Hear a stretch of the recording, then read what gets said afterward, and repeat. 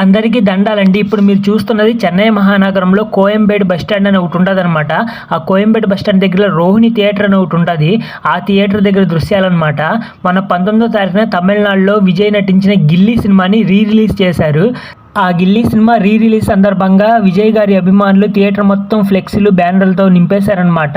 గిల్లీ cinema అంటే మరి ఏదో కాదండి, మన మహేష్ బాబు గారు నటించారు కదా ఒక్కడు సినిమా, ఆ ఒక్కడు సినిమా యొక్క రీమేకే ఈ గిల్లీ సినిమా. క్లైమాక్స్ లో కొంచెం మార్పులు చేసి ఈ గిల్లీ సినిమాని తీశారు. అయితే నాకైతే ఒక్కడు సినిమానే బాగా నచ్చింది. దళపతి విజయ్ గారు రాజకీయ అరంగేట్రం చేశారు కదా, ఆయన రాజకీయ అరంగేట్రం చేశాక రిలీజ్ అయిన మొదటి సినిమా అనమాట. అంటే ఆయన పాత సినిమాని రిలీజ్ చేశారు.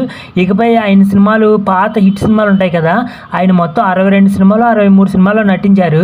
వాటన్నిటిలో హిట్ అయిన సినిమాలన్నింటినీ రిలీజ్ చేస్తారు అని అభిమానులు అంటున్నారు. మరి అదేమో తెలియదు, కానీ ఈ రోహిణి థియేటర్ దగ్గర అయితే ఈ విధంగా బ్యానర్లతో కప్పేశారనమాట.